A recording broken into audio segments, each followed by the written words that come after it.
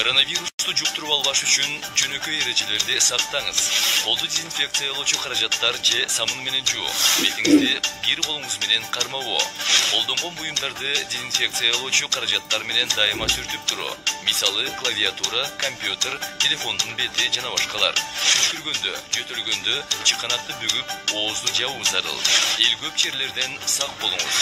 Yanınızga daima dezinfeksiyalooçu karajat alıp жүрүңүз. Кандай кырдаал болбосун, колду тазалап туруу керек. Балдарыңызга колду, бетти жууп туруу керектигин байма-бай эске салып, көзөмөлдү унутпаңыз. Тамактануунун алдында сөзсүз түрдө колду жууп эсиңизде турсун. Мекеменин үйдүн ичин бат-баттан желдетип туруу. Адистердин кеңеши сизди кооптуу коронавирустан сактайт. Тазалык, тартип, учурдун ыраңы. Денсаулык. Табылгыс байлык. Сатып алгыс бакыт. Түгөнбөс кенч. Жашоонун кооздугу. Өмүрдүн баалуулугу. Сиздин амандыгыңызды тилеп, дени сак болушуңузга кам көргөн ден соолук сакчылары ЛФМ радиосунда төз байланышта. Араптанын бейшемби күндөрү саат 11:00 Доктор ФМ программасы. Бактылуулуктун эң башкы зарылчылыгы дененин саламаттыгы.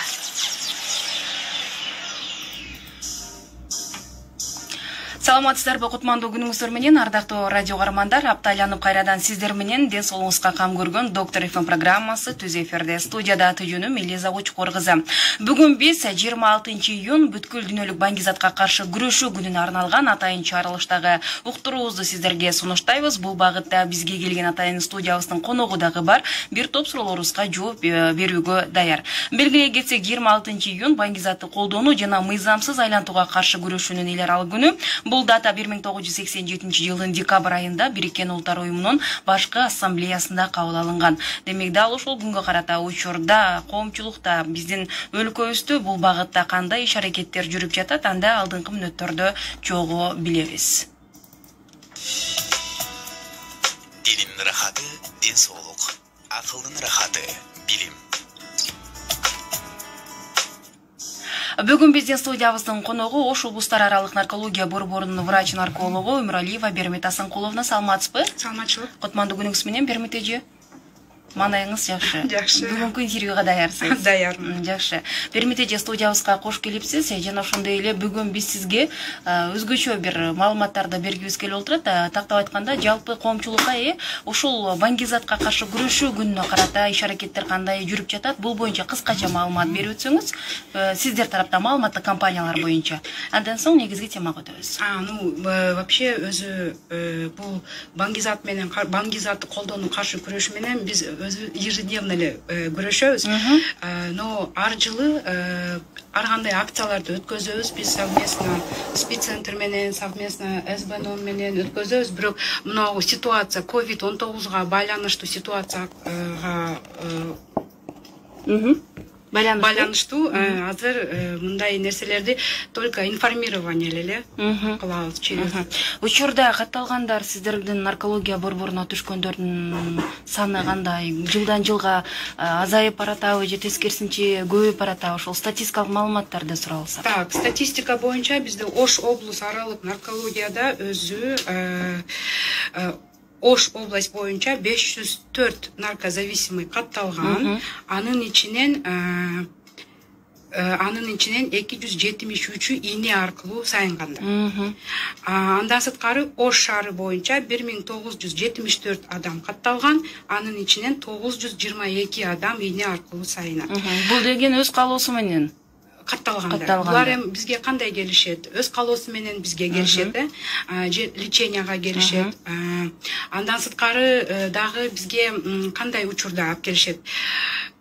Күч органдар алып келишет. Бизгечи, например, бир адам жаран кылмыш иш жасаса, ошондо дагы алып келишет бизге, ошондо дагы биз выявлять этебиз да. Баңгизат колдонуу. Сиздеги маалыматтар боюнча статистика жылдан жылга өсүп баратабы же тескерисинче төмөндөдүбү? Эми азыр мынтип караганда, именно ийне аркылуу сайынгандар азыр бизде азайып атат. Наоборот, азыр бизде каннабиноид деген зат бар, наркотикалык зат, ошону көбүрөөк азыр колдонуп башташты. Андан сырткары дагы жаңы наркотиктер чыгып атат. Соли спайс дегенчи вот ошолор дагы көбөйүп кетип атат да азырчы. Анда күч түзүмдөр деп калдык. Бул жакта бизге мына Кечки иштер министрлигинин баңгизат менен күрөшүү бөлүмүнөн атайын келип отурган Толкунбек мырза бар. Толкунбек мырза, саламатсызбы? Студиябызга кош келипсиз. Азыр эми жогоруда биз негизги себептери жөнүндө кеп кылып атабыз да. Бул баңгизатка каршы күрөшүү учурда Кыргызстанда абал кандай? Жана Ош облусу, Ош шаары боюнча айтып өтсөңүз. Күрөшүү эжеке айтып өткөн эле бул күнүмдүк ар күнү атайын бизге коюлган задачалар, маселелер бар. Ошолор боюнча бизде өзүбүздүн оперативдик иш-чараларды өткөрүп турабыз. Өзүбүз информацияларды, маалыматтарды издеп таап, баңгизат менен бүгүнкү күндө даже азыркы убакта дагы күрөшүп, балдар командировкаларда жүргөн балдар ишти алып барып атышат. Токтоп калбайт эч качан. Эжекебиз айтып өткөн эле, сиз баа суроо атпайсызбы? Ийне сабы аркылуу көбөйдү, азайды дегенден. Ийне сабы жолу азайып атат негизинен азайып атат, бирок жаштардын арасында ушундай тенденция кетип атат. Баягындай баңгизаттарда жыттай турган баңгизат, тамекиге аралаштырып тарта турган баңгизаттар, ошолор жаштардын арасында аябай күчөп атат. Мунун негизги себептери эмнеден деп ойлойсуздар? Сиздер мониторинг жүргүзөсүздөр да? Сөзсүз бизде аналитикалык управлениялар бар. Атайын биринчиден коммерциялык сөз бар го, есть спрос, есть предложение дегендечи. Ийне сабылардын арасында көпчүлүгү ВИЧ, СПИД, ийне аркылуу эмелер көп адамдар өлүп кетти көбүнчө. Ар түрдүү оорулар менен, ийнеден жугуш оорулар көп чыгып, бир тенденциясы ошол. Экинчиси, адамдарда уже информация бар, что именно героиновая наркомания это эме кылат, жаштардын арасында тартып, өздөрүнүн сленг тилинде айтканда дөңктөп коюшат, өздөрүнүн эмелери бар да, ар түрдүү жаргондордун ошолордундай бири-биринен бул как мода сыяктуу, бири-бирине сарафанный радио сыяктуу ошондой эмелерге, анан жаштардын арасында бир компаниядан отуруп калса бир эле бала, негизи 12-14 баланы жөн эле бир жылда вербовка кылып коюш мүмкүн да. То есть көз карандык. Бул атайын жасалган операциябы? Кандай деп ойлойсуз? Эми арасында атайын кылгандар бар. Атайын Геркилер, кандай десем, геркилер кызыгуу өзүнүн, үйүндөгү проблемаларын унутуш үчүн. Бул жерде аябай социальный вопрос да, булчу. Негизи социалдык оору болуп эсептелет. Социалдык оору да, булчу, социалдык оору. Геркилер атайын бир пайда көрүү максатында, геркилер кызыгуу максатында, геркилер эмнеге мен жалгыз элемин, тигил бул деп расширение кругтарын чоңойтуп ушундай эмелер бар да. Жаштар арасы деп калбадыңызбы? Демек азыркы учурда басымдуу бөлүгү жаштар. Кайсыл курактагылар? Көбүнчөсү бул мектептеги переходной возрасттан башталып, переходной возраст даже эжеке деле айтса керек, больницадаларда 5-6 класстын окуучулар да бар арасында. Демек бул оору жашарууда. Бул оору жашарып и до конца бул көз карандылык алып келгенден бул оору эмеге карабайт, жашына карабайт, статусуна карабайт, полуна карабайт, эркек же аял деп ал бөлбөйт. Бул анан национальностька да карабайт. Бул ушундай социальный оору да. Бермет эже, кошумчалайм деп калдыңыз, эмнени айтайын дедиңиз? Мен жанагы эме боюнча айтайын дедим эле. Азыр Толкунбек айтып кетип атпайбы, жанагы ийне аркылуу сайынган азайды, азайып баратат депчи, ооба. Азайып баратат и основной дагы бир причинасы ошонун азайганы. Бизде зыянсыздандыруу программаларыбыз бар да. Пункт обмена шприцев, консультирование, заместительная терапия метадоном деген именно для потребителей инъекционных наркотиков деп ошондой программаларыбыз бар эле. Бар, то есть вот ошо благодаря вот этим программам бизде спад пошел именно потребителей инъекционных наркотиков. Спад бар, кетип атат да. Толкунбек мырза, бирок бияк спад болгону менен бул жагы кайра көтөрүлүп кетти. Ооба, жаңы наркотиктер пайда болуп, жанагы каннабиноидтерди көп чегип башташып атат азыр. Толкунбек мырза, айтыңызчы, негизи мынакей бүгүнкү күндө мамлекеттик деңгээлде, балким ушул сиздердин жоопкерчилигиңиздер астында күрөш канчалык деңгээлде жүрүп жатат жана эффективдүүлүгү байкалуудабы? Ошол боюнча маалымат берип өтсөңүз. Жана айтып өткөн эле күрөш бул саат сайын, даже азыркы күндө минута сайын болуп атат күрөштөр. Эми күрөш дегенде кандай түшүнүш керек? Законодательном уровне закондорго мыйзам чегинде мыйзамдарды азмы айтып атпайбызбы? Ар түрдүү баңги заттардын түрү көбөйүүдө. Бул синтетикалык баңги заттар көбөйүүдө. Бул синтетикалык баңги заттар негизи бул процесс аябай оор процесс да. Мисалы бизге жаңы баңги затты биз таап калсак, ал баңги зат экенин биз биринчиден аныкташыбыз керек. Аны медицинский жагынан, экспертизалардан өткөрүп, анан действительно мунун эмеси, зыяндуулугун биз доказать этип туруп, анан законодательный уровне биз аны запретке коебуз да. Ал үчүн аныктоо үчүн сиздерде лабораториялар, приборлар, техникалык жабдуулар жетиштүүбү? Сөзсүз. Эл аралык стандартка жооп береби? Эл аралык стандартта эл аралык уюмдардын жардамы менен биз атайын лабораториялар, 2 лабораториябыз бар, Бишкек шаары жана ошол именно синтетикалык баңги заттардын составын. Кечиресиз, азыр бизде угарманыбыз байланышта бар. Алло, саламатсызбы? Саламатчылык. Саламатчылык. Аты жөнүңүз? Мен врачка суроо берейин деп элем. Мындай тамекини дагы наркологиядан дарыласа болобу деп мен ушкам ушу баштан уялагам, бирок таштагым келет деп эле ич бара албай атат. Тамекини? Тамекини калтырса болобу, 3 болуп калды эле. Канча жашта эниңиз? 23 жашта. 23 жашта. Демек 20 жашынан тарта кабыл ала баштады. Ошол жаштан баштап үйрөнгөн экен эле. Врач нарколог макул жооп берет. Азыр бермете же жооп бересиңиз. Рахмат сурооңуз үчүн. Наркологияга келип консультация алып кетсеңиздер болот. Но в основном бул проблеманы адам өзү дагы чечиш керек да. В первую очередь өзү уже готовый болуш керек. Агач психологически готовый болуш керек. Анан кийин врачтар жардам бере алат. А так, пожалуйста, консультацияга келип кетсеңер болот наркология. Дал ушундай кайрылуулар сиздерге байма-бай эле түшүп турабы? Адам өзү даяр болуш керек деп атпайсызбы? Бирок ал учурда адам өзү чечим кабыл алса оор болсо керек. Сиздерден бир психологиялык жактан жардамдар көрсөтүлөт. Ооба, адам хотя бы адамды алып келишсе бизге, биздин врачтар обязательно беседа өткөзөт и будут мотивировать его к тому, чтобы он получил специализированную помощь наркологическую. Ошого даярдашат биздикилер деле. Но все равно адам деген өз каалоосу менен келиш керек.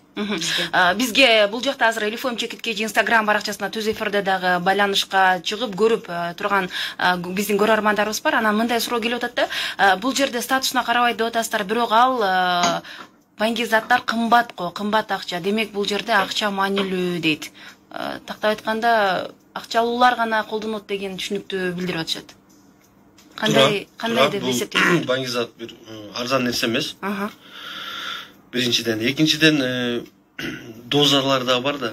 Булар айтып атпаймынбы? Булар сатып бул чоң бизнес да, негизи. Баңги содасы. Баңги содасы бул аябай дүйнө жүзүндөгү бир аябай бир ири бизнес десек болот.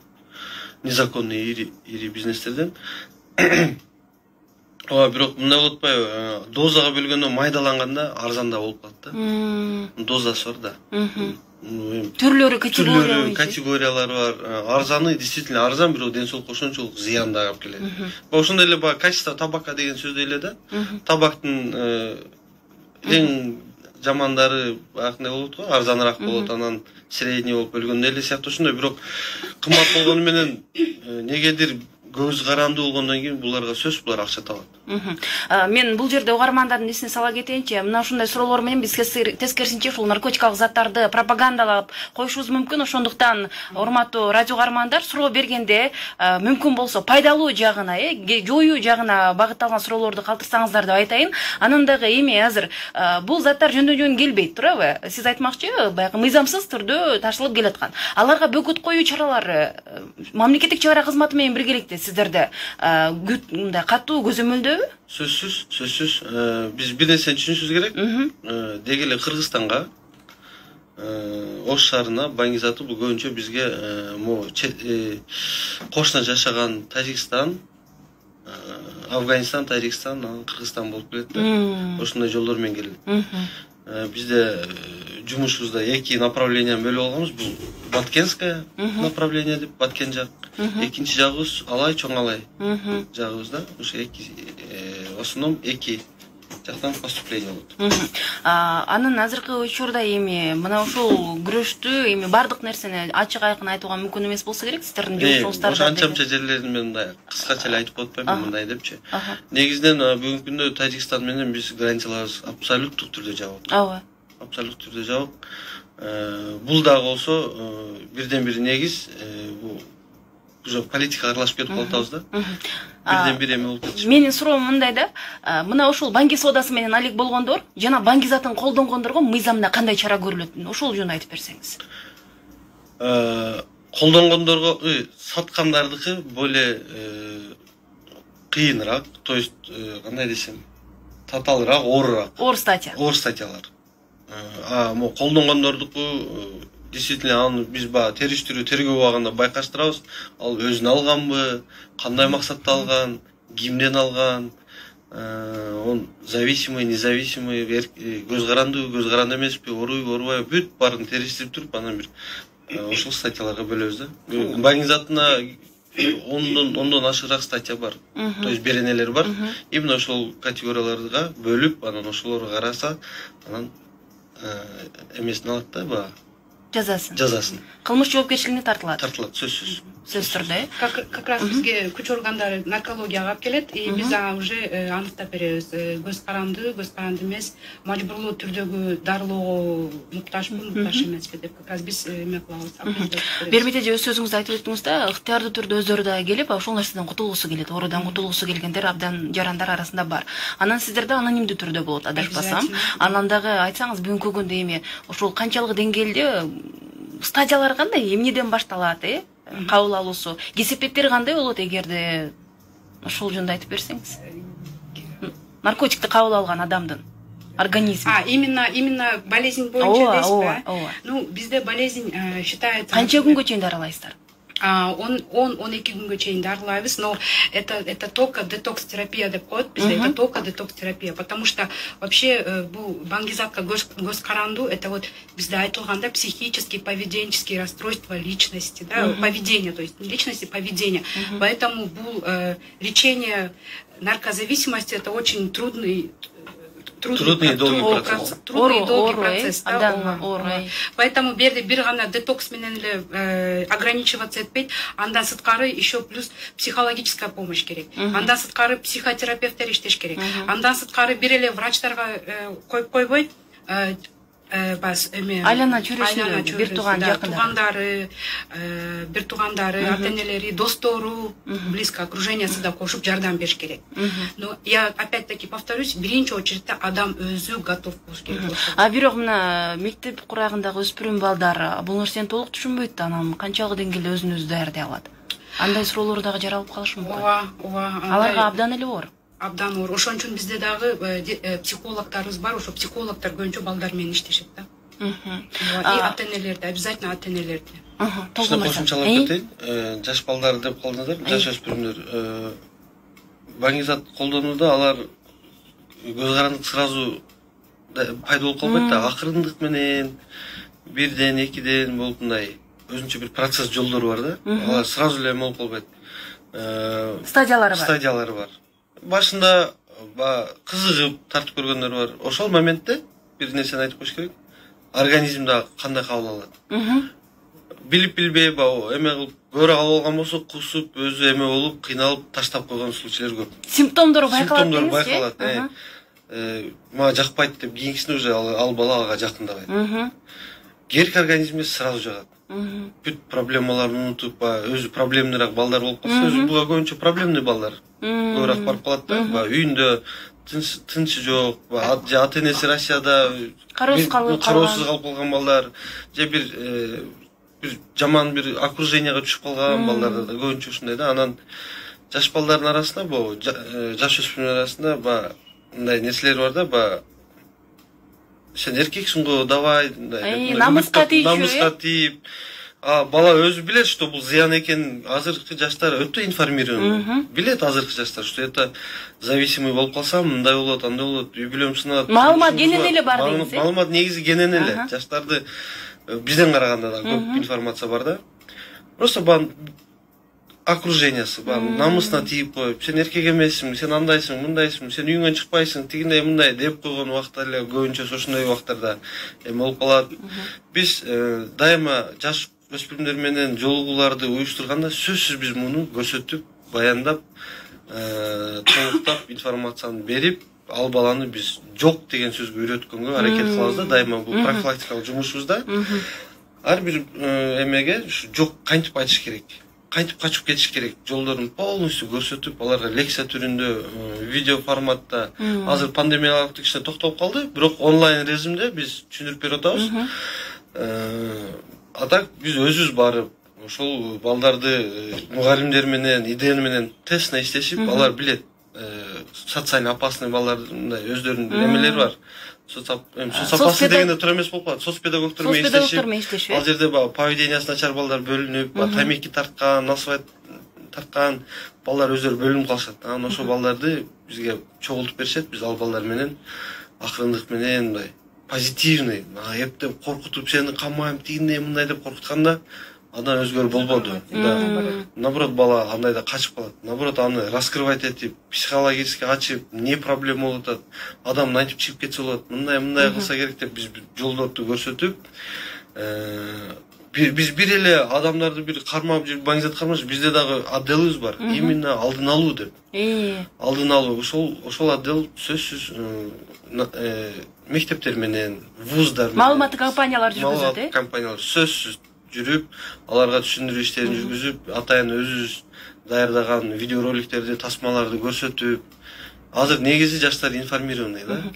Мына ушундай иш аракеттердин жыйынтыгында сиздер кандай ойлойсуздар? Акыркы кездерде баш тартуулар көп эле болуп жатабы? Аябай. Бул тенденция действительно эми өркүндөп атат. То есть более здоровый образ жизни. Азыр көчөдө мындай көз карап көрсөң дагы арак ичкен жаштар аябай азайды. Бардыгын жумаларга барсаң, байкасаң болот да. Эртең менен машыгып чуркагандар көп. Кандай десем, здоровый образ ба, сергек жашоого көп көңүл бурула баштады да. Анткени баңзаттан сырткары бул жашоодо көптөгөн жакшы нерселер бар да.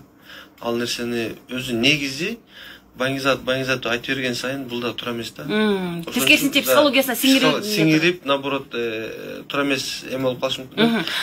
Берметеже, мына сиздерге үмүтсүз барып калгандар болсо керек эми сөз түрдө элестетиңиз, эми башыңызга ушундай бир ооруну жуктуруп алдым же болбосо өзүмө ашырып алдым деп туруп үмүтүн үзүп койгон жарандар барышы мүмкүн да. Анан аларга сиздер бир жолун таап, дарылансаң жакшы болуп кетесиң, бул оорудан айыкса болот деген өзүңүздөрдүн кеңешиңиздерди бересиздер да. Азыркы учурда эми мындай бизде дагы активдүү жана пассивдүү деген угармандар бар да.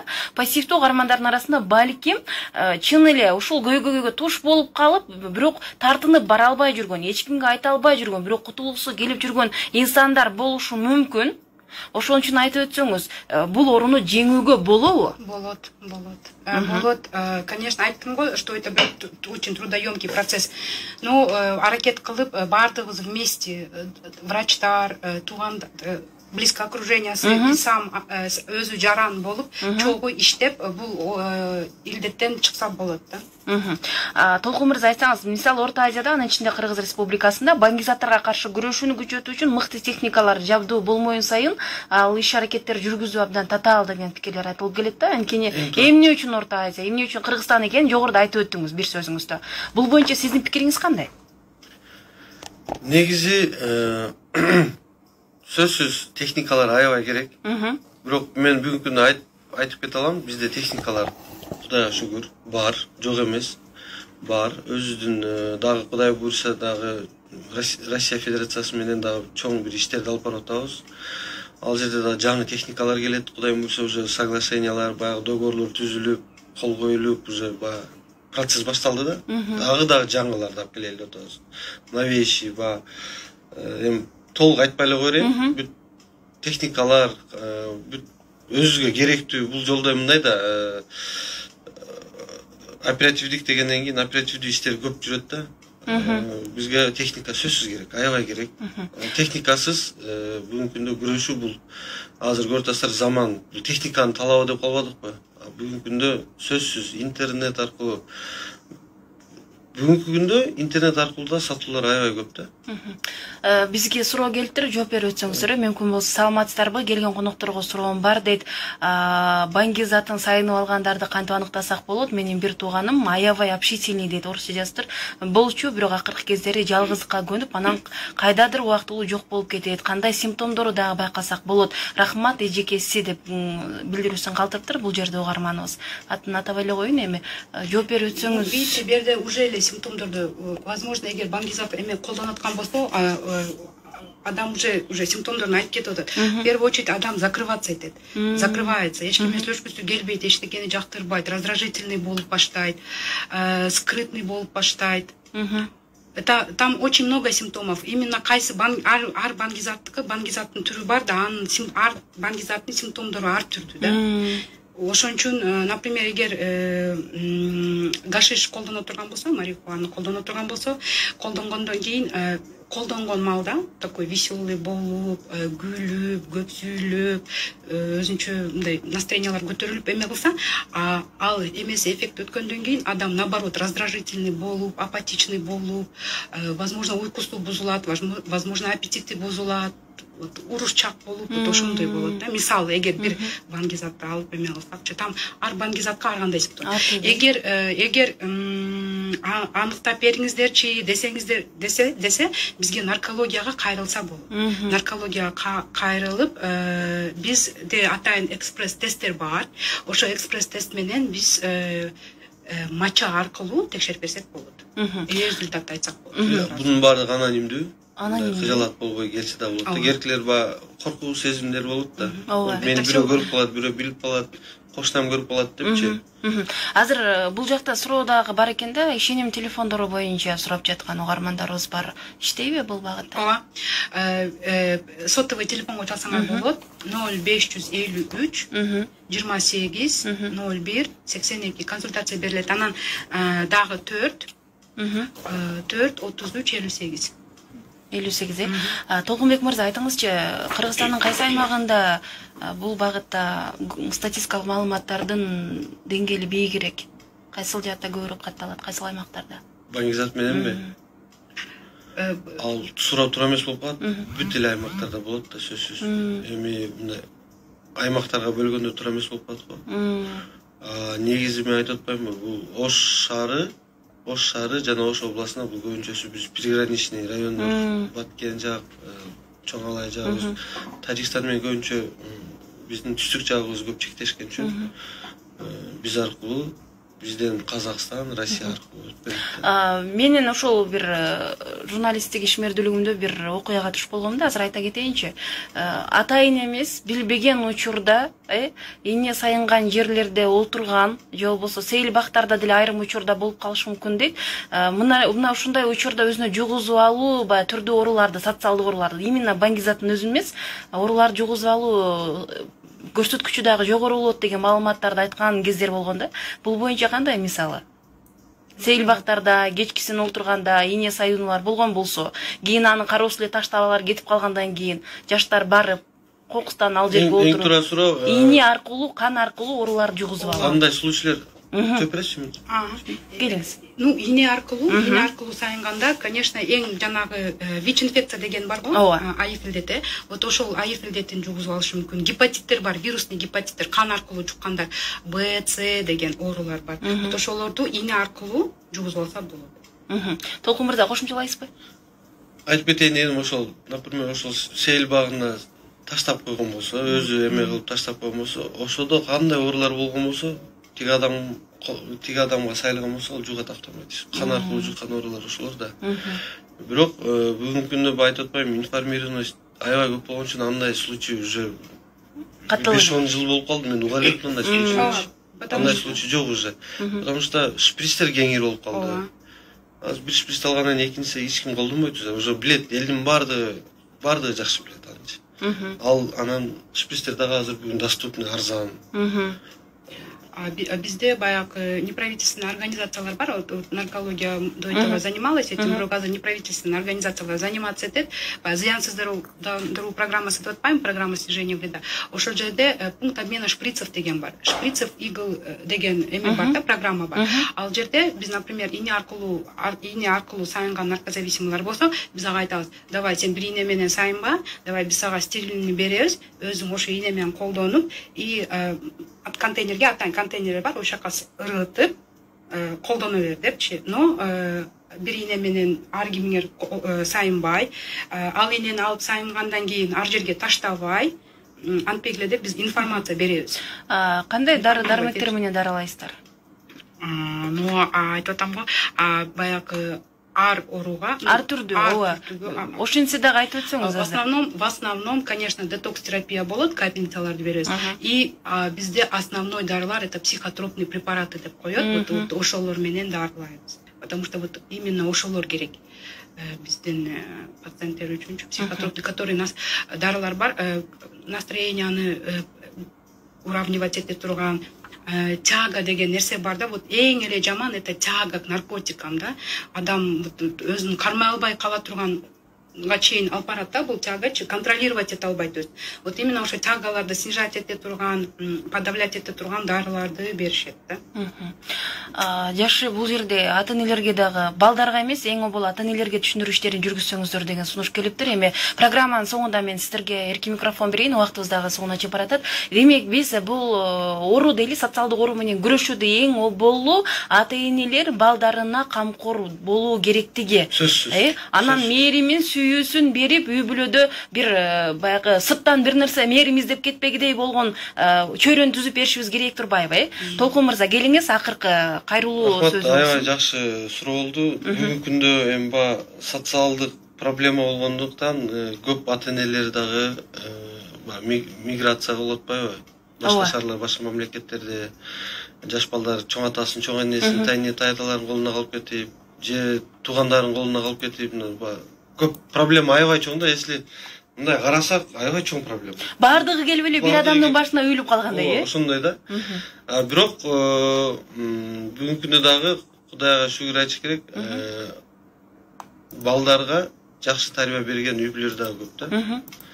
Бардыгы эле кетип калып мындай болуп кетти деген сөздөн алысмын. Бирок биякта баягы суроосун айтайын дегеним, ата-энелерге дагы биз өтөбүз, сөзсүз. Биз барган мугалимде биринчи биз мугалимдерден баштайбыз, коллективно. Бүт мугалимдер чогулуп, алар да ата-эне да, алардын да балдары бар.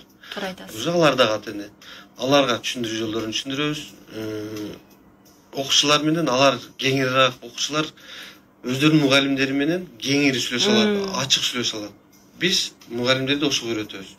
Кантип айтыш керек, кантип мындай суроо берсе, мугалимдер өзү информированный болсо, анан бир нерсени айта алат аларгачы.